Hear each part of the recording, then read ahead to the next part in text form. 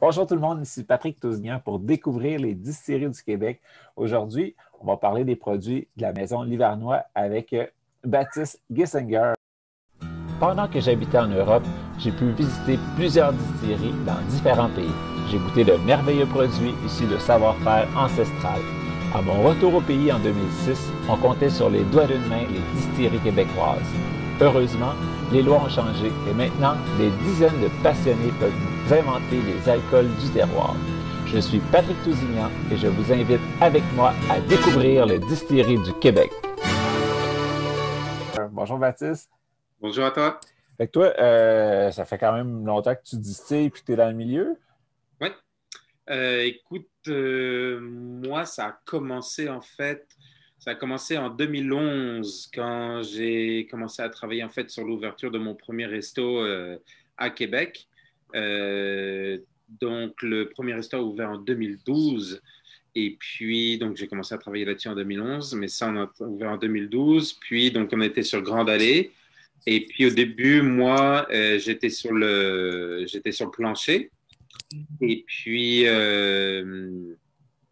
en fait, au bout d'un moment, c'est ça, moi, j'ai commencé à former le staff sur le plancher. Puis, je me suis mis en arrière du bar pour développer un peu plus le côté bar. Et sachant que je suis d'origine française, moi, mes connaissances étaient quand même assez larges en matière de vin. Et puis, quand je suis arrivé au Québec avec on va dire, les prix, puis la sélection qu'on avait à la SAQ, j'ai comme un petit peu délaissé le vin, puis je me suis mis à la bière. Okay. Seulement, effectivement, je n'avais pas vraiment d'expérience ni d'expertise dans les spiritueux. Et donc, vu que c'était un petit peu mon talon d'Achille, en fait, j'ai décidé d'en apprendre un peu plus sur les spiritueux. Et puis, pour ça, en fait, je suis allé m'inscrire. En fait, j'ai participé au Club de Scotch et Whisky de Québec. Okay. Et puis, écoute, ça a pris, je crois que ça a pris deux dégustations avec eux, puis je suis complètement tombé en amour avec le whisky. Et puis, après, ça a été un effet boule de neige, puis j'ai commencé à en apprendre sur les autres spiritueux. Puis là, ça a juste explosé. Puis, c'est de là qu'est né, en fait, mon amour pour les spiritueux. Et puis, c'est ça, je me suis mis à lire tout ce que je pouvais lire, à apprendre tout ce que je pouvais apprendre. C'était vraiment au tout début du mouvement. Donc, je me suis mis sur les forums, tous les forums qui existaient. Seulement, effectivement, ils étaient tous aux États-Unis, puisque le mouvement était un peu plus avancé aux États-Unis. Donc là, j'ai commencé à parler avec beaucoup de monde aux États-Unis. Puis, de fil en aiguille, j'ai commencé à passer du temps dans les distilleries aux États-Unis, donc dans le Maine, dans l'État de New York. Et puis, j'avais jusqu'en Californie. Puis, donc, j'ai passé beaucoup de temps avec ces gens-là. Je me suis formé énormément en France aussi, puisque j'avais des connexions en France. Et puis, voilà. Puis, de fil en aiguille, ça a continué. En 2014, avec un ami, en fait, j'ai monté le Club de Rhum du Québec, qui était donc le premier club de Rhum en Amérique du Nord, qui est aujourd'hui le plus gros. Et puis, en fait, donc ça, je me suis mis à présenter, en fait, des différents rhums, à animer des dégustations. Donc, à chaque fois, on avait 6 rhums différents. On avait une dégustation par mois. Puis, donc, je présentais l'histoire de la distillerie, le mode de fabrication du rhum. Et puis, après ça, on faisait la dégustation du rhum en lui-même. Je parlais vraiment de tout le processus de fabrication, le processus de vieillissement. Puis, donc, dans les différents types de rhum aussi qu'on pouvait avoir. Donc, j'ai fait ça jusqu'en 2017. Et puis c'est ça, en fait, j'en ai appris énormément sur le milieu du rhum et puis surtout sur le milieu des spiritueux, puisque forcément après ça, j'ai continué à rencontrer énormément de monde. Et puis voilà. Donc après, en 2016, j'ai vendu mes 2 restaurants, puisque en 2015, j'avais ouvert un deuxième restaurant. En 2016, on a tout vendu avec mon frère. Puis, moi, le but, en fait, mon objectif, c'était de travailler dans le milieu de la distillation. Et puis, après ça, donc c'est ça, en fait, j'ai commencé à travailler en tant que consultant. J'ai ouvert certaines distilleries qui sont à Québec, en fait, au Québec. Et puis, j'ai créé des recettes aussi pour des gins qu'on trouve à la SAQ aujourd'hui. Et puis voilà, puis en 2000, 2019. Est-ce que c'était en 2019 ou je crois que c'est en 2018. Je crois que c'est en 2018, en fait, c'est justement Marco et Karl du groupe Top Resto, en fait, qui m'ont approché parce qu'ils voulaient ouvrir un restaurant distillerie. Et puis, je leur ai dit, OK, bah, c'est une super bonne idée. On a beaucoup parlé, en fait. Moi, j'avais déjà mon idée de Expedition Gin, en fait, mon projet d'Expedition Gin qui était en branle. Et puis, donc, je leur ai dit, moi, je ne peux pas m'enfermer entre quatre murs dans une distillerie à produire du gin pendant toute la journée et toute l'année. Ça ne marche pas. J'ai d'autres projets à côté et tout. Donc voilà, je leur ai dit, je pense que le mieux, ce serait vraiment de commencer en fait petit à petit, c'est-à-dire effectivement commencer à faire des collaborations avec d'autres distilleries au Québec, faire nos produits. Et puis, si un jour, effectivement, on décide de partir de nos propres ailes, puis d'avoir notre distillerie, ben là, on verra où est-ce qu'on en sera et tout, puis comment ça fonctionnera. Sachant qu'en fait, eux, le local qu'ils avaient, il était sur Saint-Jean, dans le Vieux-Québec. Qu'on ne pouvait pas monter de distillerie à cet endroit-là puisqu'il y a juste un zonage commercial. Et puis, donc, ça prend un zonage industriel pour pouvoir monter une distillerie. Ce n'était pas possible de l'avoir sur place. Donc, effectivement, monter une distillerie, ça aurait voulu dire monter une distillerie ailleurs. Puis là, effectivement, ça devenait compliqué. Donc, tout ça, en fait, mis ensemble, on fait qu'on a décidé plutôt de travailler avec des distilleries existantes. Donc, la première avec laquelle on a travaillé, en fait, c'était Menot. Donc, la première version du Jules Ernest qu'on a fait, on l'a fait avec Menot. Okay. Super belle collaboration. L'équipe chez Menot, absolument extraordinaire. C'est des gens, c'est des super bonnes personnes. Et puis, effectivement, leur façon de travailler, en fait, me rejoint beaucoup aussi. Donc, ça a vraiment été la toute première collaboration qu'on a faite. Donc, c'était vraiment ce qu'on appelle un grain to glass, donc du grain à la bouteille. Donc, on a pris leur base de vodka que j'ai distillé en fait pour en faire un gin, pour faire le Jules Ernest. Le Jules Ernest, en fait, lui, il a été créé parce que on ouvrait début mai, et puis sachant qu'effectivement le local qu'on a plein sur la rue Saint-Jean, qui est juste à côté du Saint-Patrick, du pub Saint-Patrick, on a une belle terrasse qui est très ensoleillé. Et puis, c'est un passage quasi obligatoire pour les touristes, en fait, dans le coin, parce qu'on est dans la vieille ville, on est juste à côté du château Frontenac, on est à côté de la belle rue Saint-Jean. Et puis, c'est là que tu prends, c'est le chemin que tu prends pour descendre en Basse-Ville aussi. Donc, tu sais, il y a une grosse activité touristique, c'est toujours plein l'été. Donc, sachant qu'effectivement, en plus de ça, on ouvrait pour l'été, je me suis dit, moi, j'ai une vision, en fait, je voulais un gin qui était fait pour l'été, qui était fait pour être consommé l'été. Et puis, en fait, ce que j'avais, c'était la vision d'un grand verre, d'un highball, en fait, glacé, avec dedans une boisson pétillante, très citronnée. Et puis, donc, effectivement, ça m'a ramené directement au sud de la France, en Méditerranée. Et puis, donc, c'est pour ça qu'en fait, j'ai créé le binôme thym et citron qui rappelle vraiment la cuisine méditerranéenne. Et puis, parce que moi, je ne voulais pas un drink qui était sucré. Je voulais vraiment que les gens puissent en profiter l'été sur la terrasse. Donc, c'est pour ça que j'ai pensé à ça. Et donc, j'ai créé ce gin-là avec donc, du thym et du citron, bien entendu. J'ai rajouté donc de la lime et de la lime kaffir. Puis, en fait, dans le mélange, je n'ai pas trop mis de citron. J'ai mis plus de lime. Parce qu'en fait, comment j'avais imaginé ce drink-là, en fait, c'était avec plein de rondelles de citron dedans. Donc, sachant qu'on a rajouté du citron dans le drink en question, si je mettais plus de citron dans la recette du gin et qu'en plus on rajoutait du citron par-dessus, il n'y aurait pas eu de balance en fait dans le cocktail en lui-même. Donc, c'est pour ça qu'effectivement, j'ai mis un petit peu de citron pour vraiment pouvoir le supporter, mais j'ai mis plus de lime et de lime kaffir pour avoir cette balance d'agrumes. Et puis, j'ai mis du gingembre. Le gingembre, c'était pour apporter, c'est comme le poivre Sancho, en fait. Poivre Sancho et gingembre, c'est pour apporter ce petit côté épicé, en fait, qui est super agréable quand il fait chaud. Cardamome, c'est pour apporter le côté un petit peu floral du citronné, en fait. Et puis, la lavande qui est là parce qu'en fait, ça apporte un côté gourmand. Moi, la lavande, comme je l'explique tout le temps, en fait, les, goûts en fait, sont toujours associés à la mémoire Et puis, donc, c'est par rapport justement à notre vécu.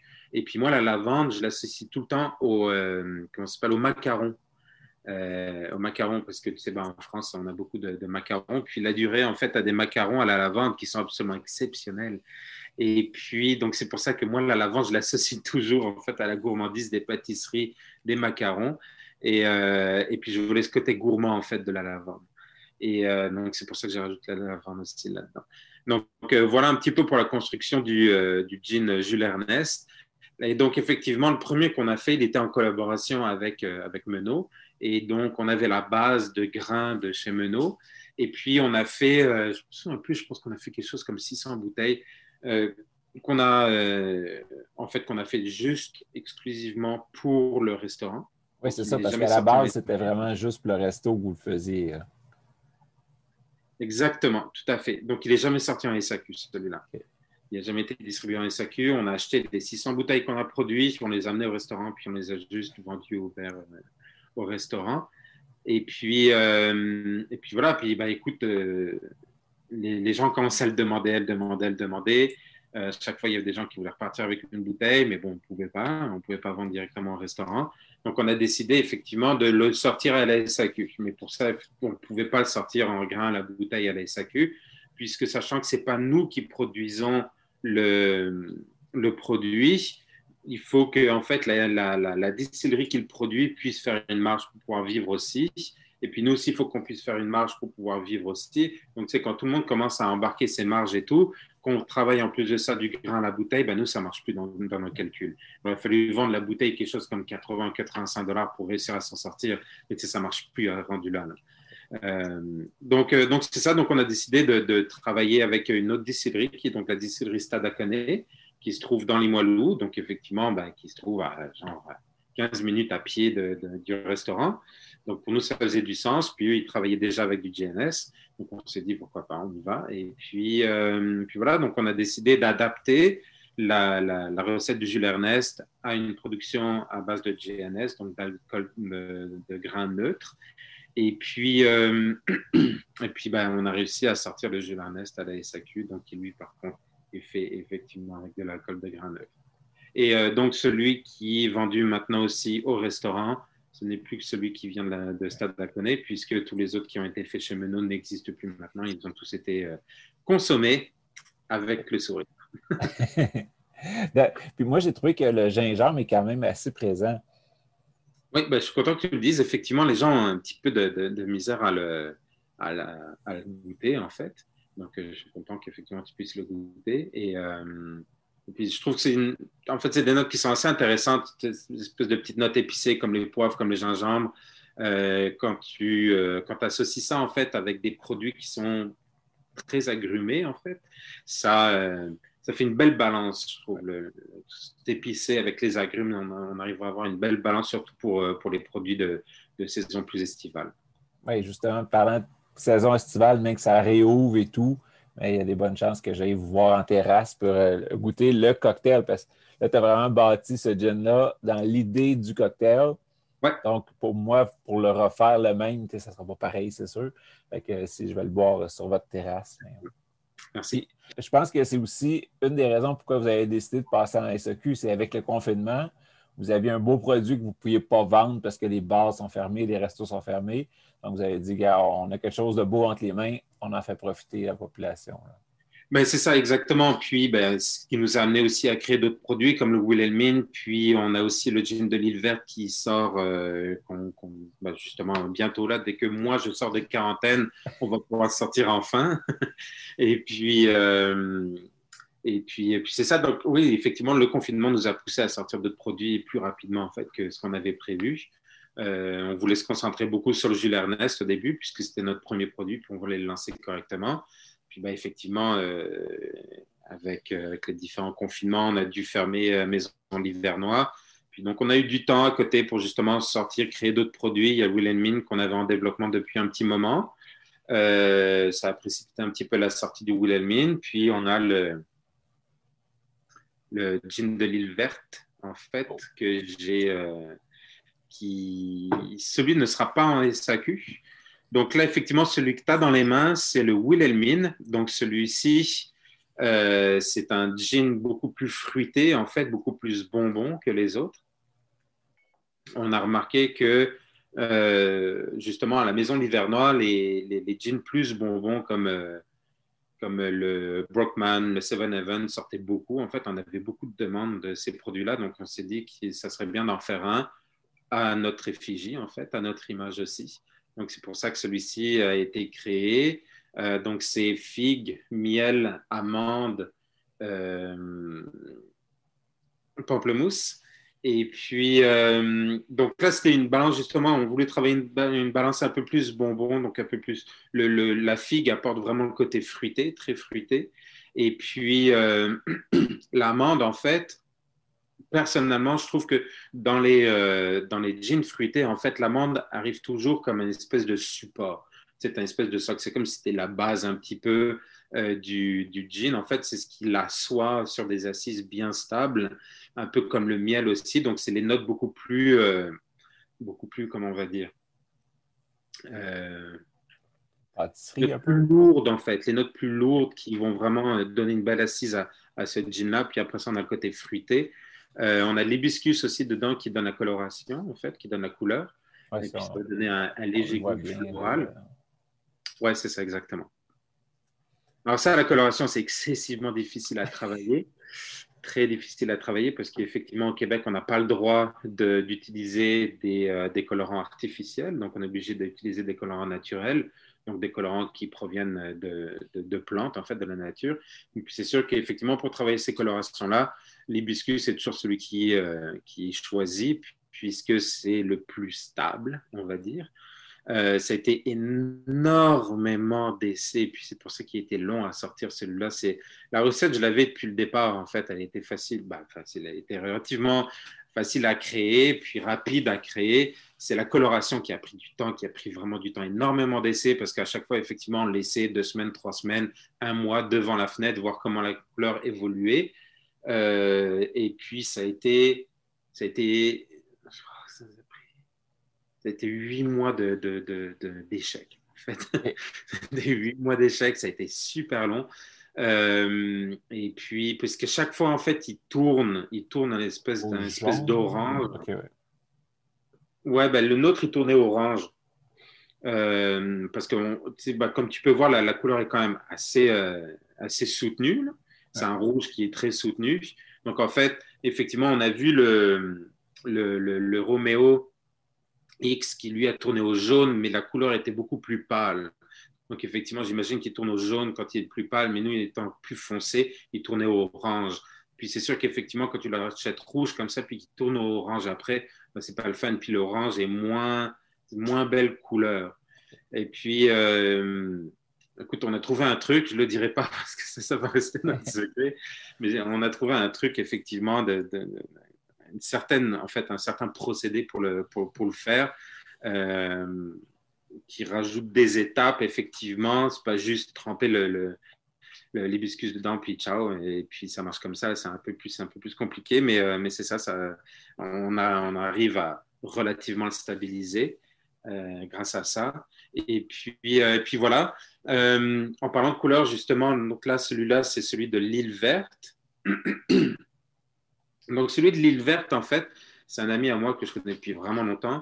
Qui, en fait, sa blonde a un chalet puis une terre sur l'île verte. Et puis, en fait, il m'a contacté. C'était quand je suis revenu justement du Mexique. Au début du confinement, il m'a dit je crois que c'était début de l'été. Il m'appelle, puis il me dit ma blonde a une terre au plein milieu de l'île verte, puis au milieu, c'est que des sapins en fait. Puis au milieu de cette terre, il y a une clairière, puis au milieu de cette clairière pousse du genévrier sauvage et des bleuets sauvages. Puis il m'a dit est-ce que tu serais capable de faire quelque chose avec ça? Je dis certainement, oui. Donc c'est ça, j'y suis allé, ils m'ont prêté leur chalet. Puis on passait 2 jours là-bas à ramasser tout à la main, les genévriers sauvages et attends, excuse-moi, il y a un chat qui vient faire la fête ici. Donc ça, on a ramassé genévrier et bleuet sauvage à la main, et puis pour pouvoir faire un gin avec. Et en fait, là-bas sur l'île verte, comment on appelle ça? Il y a un phare. Et puis autour de ce phare poussent des roses sauvages. Donc, puis il y en avait tellement, je me suis dit, ben, écoute, on va rajouter ça dans la recette aussi. Tant qu'à faire un gin de l'île verte, on ne va pas juste prendre des bleuets et du genévrier, mais on va mettre aussi les roses sauvages tant qu'à faire. Et puis celui-là, je l'ai fait avec, comment ça s'appelle, la manufacture, la distillerie La Manufacture. Donc, toute nouvelle distillerie qui est ouverte il y a pas longtemps. Donc, j'ai utilisé pour ça, donc c'est un 100% gin 100% québécois. Donc, les grains pour la base, c'est donc la base de leur vodka. Ils utilisent des grains qui viennent des Laurentides, qui sont fermentés sur place. Donc, ils sont distillés sur place. Donc, leur vodka est absolument exceptionnel, une espèce de petit goût caramélisé là, qui est absolument incroyable. Elle est très velouté aussi en termes de texture. Et puis, donc, c'est pour ça que c'était le fun de pouvoir utiliser cette base-là, parce que je voulais vraiment un produit 100% Québec pour celui-ci. Donc, avec le genévrier, donc c'est un genévrier qui est indigène du Québec, et c'est le Kinensis, donc c'est le genévrier Juniperus Kinensis, contrairement au genévrier que tout le monde utilise. Donc, par exemple, c'est pour celui-ci, pour le Jules Ernest, et puis pour le Wilhelmine, le genévrier que j'ai utilisé, c'est le Communis, donc Juniperus Communis. Il faut savoir qu'il y a au-delà de 120 sortes de genévrier sur la planète. Mais celui que tout le monde utilise, c'est le Communis. Et puis, celui qui pousse au Québec, en fait, il y en a 3 qui poussent au Québec. Il y a le Communis qui pousse au Québec, mais qui est quand même relativement rare. Il y a le Kinensis, donc celui que j'ai utilisé pour l'île verte. Et puis, il y a le Horizontalis. Donc, les deux sont des genévriers qui poussent dans l'est du Canada. Donc, on le retrouve aussi bien en Nouvelle-Écosse qu'au Québec, dans l'est du Québec. On le retrouve aussi au Newfoundland. Et puis voilà. Puis, en fait, le goût est quand même différent. Il faut savoir qu'effectivement, en fonction des sortes de genévrier qu'on utilise, les saveurs qu'on va réussir à tirer sont vraiment différentes. Et puis, le Kinensis est très, très, très particulier. Il n'a pas un goût aussi sapiné, en fait, que le Communis. Il a un goût un peu plus de mousse, d'écorce d'arbre. Okay. En fait. Donc, il est vraiment intéressant. Et puis, ça a été un long processus pour faire celui-là, pour faire le gin de l'île verte. Donc, j'ai eu 3 semaines de macération des bleuets dans la base d'alcool. Après ça, dans cette même macération, j'ai fait macérer le genévrier pendant 24 heures. Après ça, je l'ai distillé. Donc, j'ai tout mis dedans. J'ai mis l'alcool avec les fruits et les baies de genévrier dans l'alambic. Et puis, dans le gin basket, en fait, j'ai mis plus de bleuets, mais des bleuets fraîches là, qui n'avaient pas été macérés. Et puis, en fait, j'ai fait tourner l'alambic. Et puis, l'alambic, je l'ai fait tourner très fort. En fait, j'ai mis beaucoup de pression pour réussir à envoyer du jus. Parce que normalement, en fait, quand on distille un spiritueux, il n'y a aucune couleur qui passe à travers, puisqu'on distille juste de la vapeur. Puis en fait, là, l'alambic, je l'ai tellement poussé qu'il y a du jus de bleuet qui passait à travers la distillation. Donc le distillat est sorti comme violet, très, très clair, presque rose en fait. Donc c'était vraiment intéressant. Mais j'ai fait ça pour réussir à tirer un petit peu du jus justement des bleuets pour vraiment essayer d'avoir un maximum de saveur des bleuets. Et puis après ça, en fait, ce que j'ai fait, c'est qu'à côté, j'ai fait une macération des pétales de rose, donc juste les pétales de rose. Mais les pétales de rose, je ne les ai pas fait à travers la distillation, parce qu'en fait, les pétales de rose sont très délicats. Puis les faire passer, parce qu'ils étaient frais, en fait, ils n'étaient pas séchés. Puis les faire passer à travers la distillation, en fait, tu fais juste brûler le pétale. Puis donc, c'est très difficile de réussir à sortir vraiment le goût de la rose. Donc, ce que j'ai fait, c'est juste une macération des pétales de rose dans l'alcool. Et puis, j'ai fait un blend à la fin. Donc, j'ai fait un assemblage pour vraiment avoir le goût de la pétale de rose. La pétale de rose, on ne va pas beaucoup le sentir. C'est juste après, en fait, dans la longueur de bouche, qu'on va vraiment sentir ce côté un petit peu très, très frais, je te dirais, de la rose et très végétal de la rose. Mais quand on le sent comme ça au nez, il est très difficile à percevoir. Très difficile à percevoir. Et en bouche aussi, comme ça au début, on va avoir d'autres saveurs que vraiment la rose. La rose, elle va venir vraiment après. Donc, c'est vraiment la note finale qu'on va avoir la rose. Ça m'a été rassurant parce qu'il y en a beaucoup qui ont peur justement de la rose parce que ça peut être très puissant. Oui. Alors, si on pense à l'eau de rose, quelque chose comme ça, là, ça goûte beaucoup. Donc, en ayant juste un beau blend puis ça goûte juste en finale, là, ça rassure. Exactement. Mais tu sais, pour 600 bouteilles, j'ai utilisé seulement 2 litres de teinture, en fait. Donc, on appelle ça une teinture quand on fait macérer des aromates, en fait, dans de l'alcool. On appelle ça une teinture. Donc, j'ai juste fait une teinture de pétales de rose. J'ai juste utilisé 2 litres de cette teinture pour 600 bouteilles. Donc, c'est ultra léger, ultra léger. C'était juste pour vraiment apporter une note finale un peu différente. Et puis, donc, avant l'embouteillage, j'ai fait une dernière macération comment on appelle ça, de bleuet dans l'assemblage final, en fait.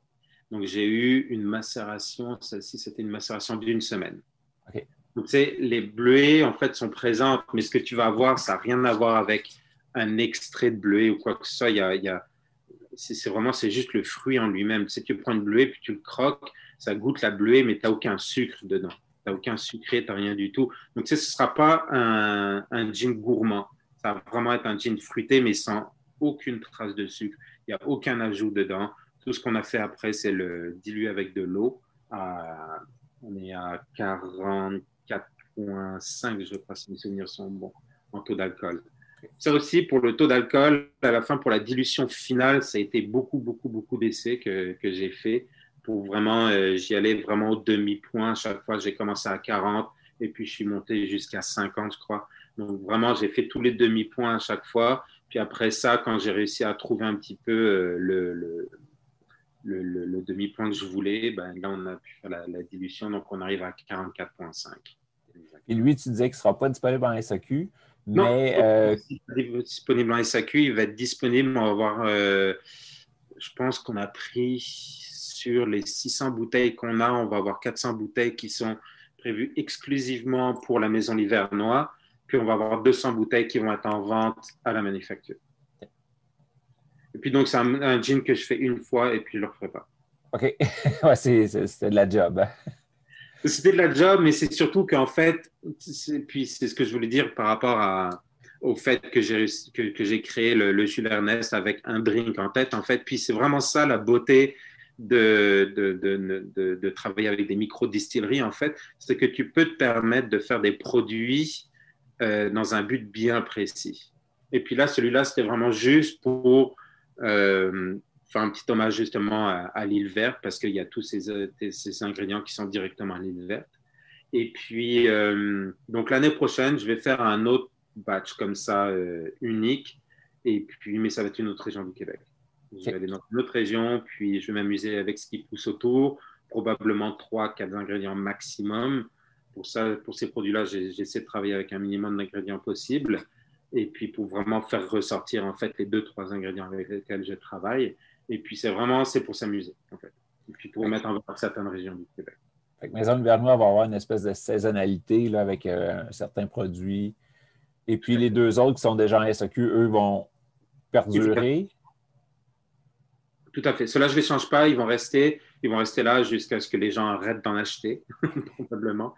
Et puis, c'est ça qui va se passer. Il y a d'autres produits qui vont probablement sortir aussi pour l'année prochaine. On va travailler sur d'autres produits. Mais pour l'instant, effectivement, on veut vraiment travailler avec le Jules Ernest, Wilhelmine, et puis des petits produits comme ça qu'on va sortir une fois de temps en temps et puis qui vont rendre hommage aux régions du Québec.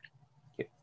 Et puis, bien, comme le Jules Ernest de Menot, au début, vous ne pourrez pas en vendre au restaurant, à part au verre, là, mais pas vendre la bouteille même. Là. Non, c'est ça, exactement. De toute façon, sauf si un jour les lois changent, ce qui me donnerait beaucoup, effectivement, on ne pourra pas vendre directement au restaurant. Okay. Bien, gros merci. Ça éclaire beaucoup. Puis c'est ça, la figue, c'est quelque chose d'un petit peu moins connu ici. On l'utilise moins souvent. Puis moi, je trouve que c'est vraiment ça qui ressort le plus, là, avec l'amande un peu, mais la figue est très, très présente. Là. Ben, c'est ça, merci. Mais c'est ça ce que je voulais rajouter justement pour le Wilhelmine, en fait, c'est que je ne travaille pas avec des produits frais. Donc, je ne travaille pas avec de la figue fraîche ou de la figue séchée ou quoi que ce soit d'autre, parce qu'effectivement, c'est quand même relativement difficile à avoir. C'est réussir à avoir des produits qui reviennent tout le temps, comme pour le jus d'ananas, j'utilise de la lime noire. Donc, la lime noire, en fait, c'est de la lime qui est séchée entière, mais qui est séchée dans des séchoirs industriels. Puis, en fait, ce qui fait que la chaleur est tellement intense quand il les sèche que ça brûle l'intérieur. Donc, en fait, quand tu prends une lime séchée, une lime noire, tu peux la couper en deux, tu la coupes en deux, puis l'intérieur, il est tout noir. Donc, c'est toute la pulpe à la base, ben, elle a noirci à cause de la chaleur. Donc, c'est ce qu'on appelle, en fait, ils le font aussi dans les citrons, ce qu'on appelle les citrons noirs ou les limes noires. Puis ça, en fait, c'est super difficile à avoir. Et puis, je te jure, c'est un casse-tête, vraiment. À chaque fois que je dois ressortir une batch du Jules Ernest, et puis ils se vendent plus en plus et tout. Et je passe des semaines au complet à appeler des fournisseurs aux États-Unis, en Europe, au Canada pour essayer de trouver ça. Puis c'est super difficile. Donc, au bout d'un moment, à multiplier les produits, je me suis dit, j'avais déjà de la misère à essayer de trouver des figues en relativement grosse quantité. Et puis, à chaque fois que j'appelle un fournisseur, je lui dis, est-ce que tu es capable de me fournir à l'année tout le temps quand j'en ai besoin? Si je te commande, je ne sais pas moi, 100 kilos, est-ce que tu es capable de m'envoyer ça? Puis à chaque fois, si tu me demandes ça à l'année longue, non, je ne peux pas te faire ça, des figues. Là. Donc, c'est ça. Donc, j'ai décidé de travailler avec de l'extrait. Donc, en fait, dans les pays producteurs, ils produisent des extraits, donc c'est des concentrés de saveur. C'est quand même fait, c'est pas du synthétique, donc c'est pas créé chimiquement. C'est le fruit. On va chercher l'extrait du fruit, mais c'est beaucoup plus facile de travailler avec l'extrait en fait, parce qu'au moment de la récolte, ils sont capables justement de pouvoir créer des extraits qui vont pouvoir eux me fournir pendant toute l'année en fait, parce qu'ils en ont vraiment en grosse quantité. Et puis, donc, c'était beaucoup plus facile de travailler avec des extraits pour celui-là. Donc, en fait, j'ai décidé d'y aller avec des extraits. Donc, la figue, c'est de l'extrait. Le miel, c'est un extrait de miel aussi. C'est pas du miel parce il n'est pas sucré, celui-là.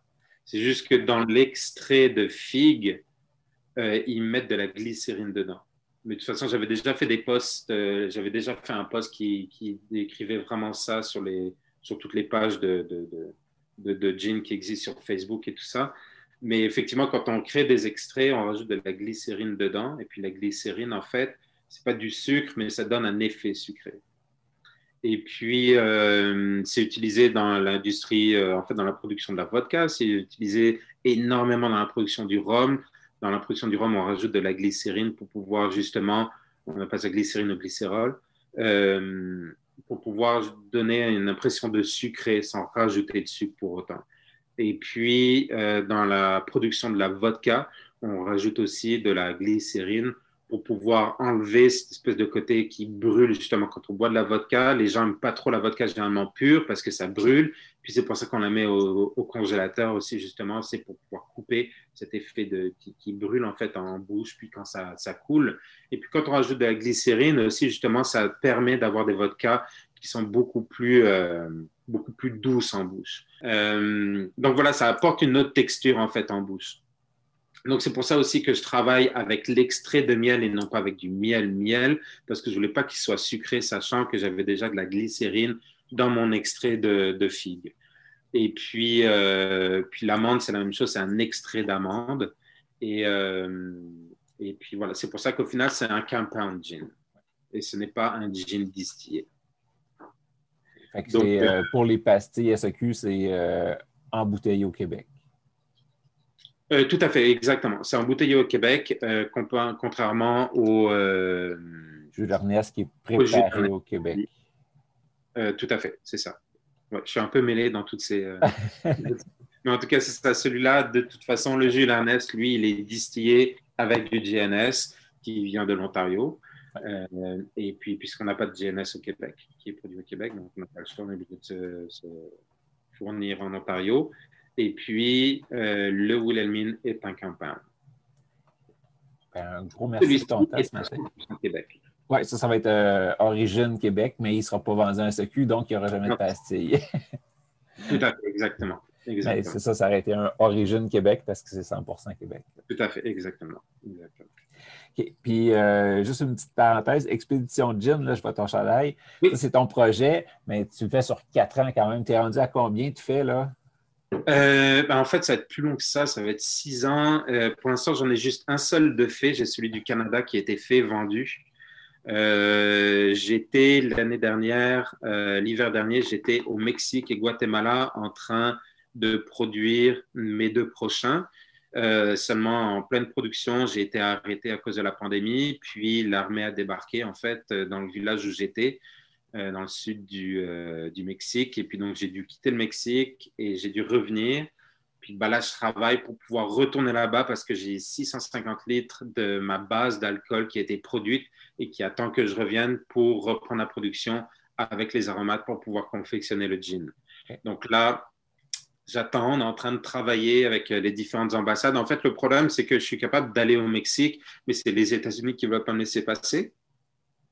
J'ai l'accord de l'ambassade du Mexique et tout ça pour aller travailler là-bas, mais les États-Unis refusent de me laisser passer. Et puis, il faut que j'y aille avec mon truck parce que j'ai tous mes aromates dans mon camion.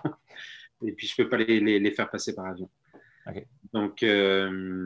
Donc voilà. Donc là, j'attends, on travaille, on espère que je vais réussir à repartir d'ici un mois. Puis voilà, donc là, j'étais en Europe, en fait, pour pouvoir passer les fêtes avec ma famille, chose que je n'avais pas fait depuis 15 ans. Et puis là, c'est ça, je suis en quarantaine. Puis on va essayer de voir si je suis capable de passer la frontière américaine avec la nouvelle administration. Je te souhaite la meilleure des chances pour ça, puis pour le projet en entier, parce que c'est vraiment formidable. Je ne sais pas si tu veux en glisser un petit mot pour ceux qui ne savent pas encore, là.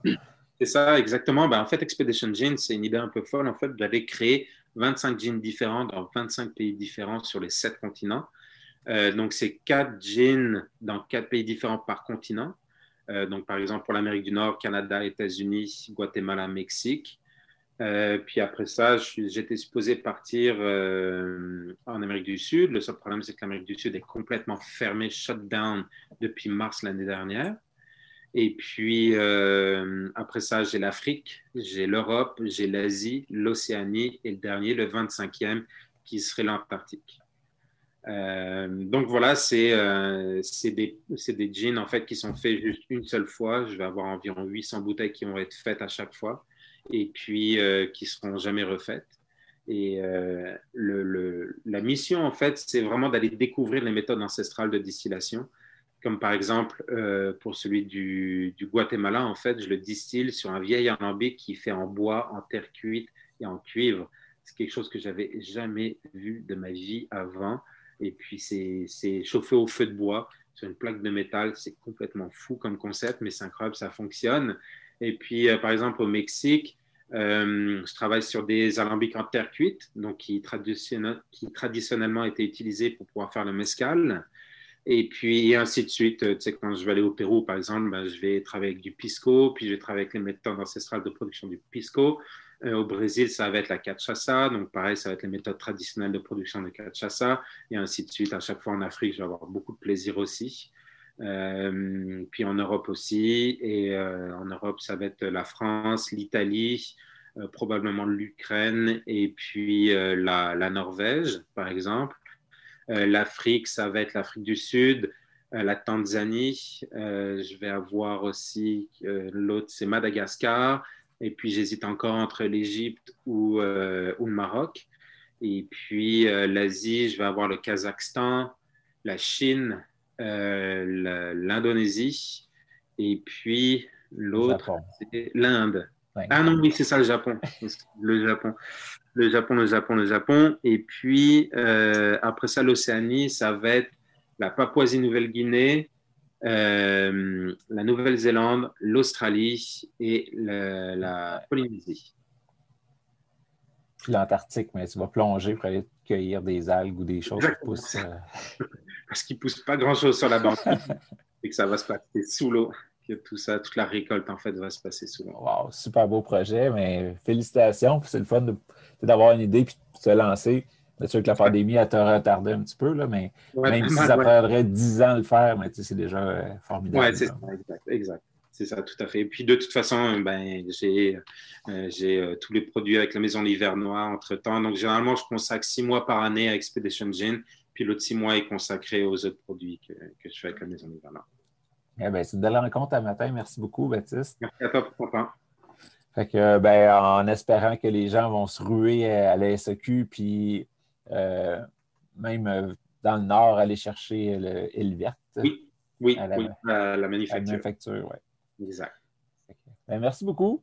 Merci Puis à toi. peut-être à une prochaine fois pour tes prochains produits. Avec grand plaisir. Avec grand plaisir. Bye bye.